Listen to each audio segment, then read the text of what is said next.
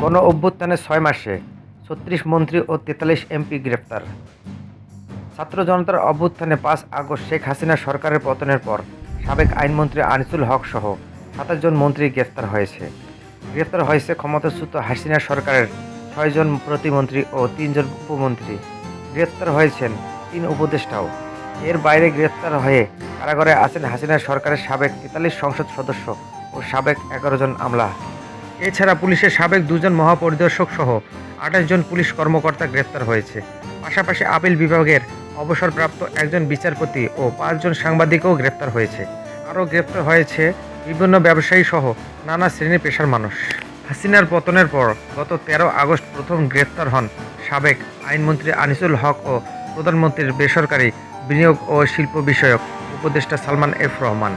আর ১৫ August Sheikh হাসিনার বিরুদ্ধে ঢাকা আদালতে প্রথম হত্যা মামলা হয়। জুলাই আগস্টে ছাত্র জনতাকে গুলি করে হত্যার অভিযোগে আওয়ামী লীগ ও হাসিনা সরকারের সাবেক প্রভাবশালী ব্যক্তিদের গ্রেপ্তারের অভিযান অব্যাহত রয়েছে। পাশাপাশি গুলি করে হত্যা চেষ্টা, অপহরণ ও গুমের অভিযোগে শেখ হাসিনা সহ প্রভাবশালী মন্ত্রী, সংসদ সদস্য, আওয়ামী লীগ নেতা, পুলিশ কর্মকর্তাদের বিরুদ্ধে মামলা দায়ের করা হয়েছে। মামলা তদন্তের বিষয়ে ঢাকা মহানগর দায়রা জজ আদালতের প্রধান পাবলিক প্রসিকিউটর ওমর ফারুকী বলেন, জুলাই আগস্টে পৃথিবীর ইতিহাসে নৃশংসতম গণহত্যা সংঘটিত হয়েছে। নির্বিচারে আওয়ামী লীগ ও তার সহযোগী সংগঠন সদস্য ও আইনশৃঙ্খলা রক্ষাকারী বাহিনীর সদস্যরা ছাত্র জনতা ও শিশু কিশোরকে গুলি করে হত্যা করেছেন। এসব হত্যার ঘটনা ফ্যাসিস্ট শেখ হাসিনার বিরুদ্ধে দায়ের করা মামলাগুলো গুরুত্বের সঙ্গে তদন্ত করা হচ্ছে।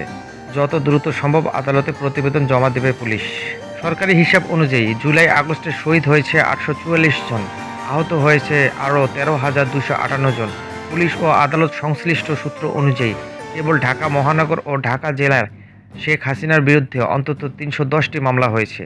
এসব মামলায় হাসিনার পাশাপাশি তার সরকারের মন্ত্রী, সংসদ সদস্যদেরও আসামি করা হয়েছে।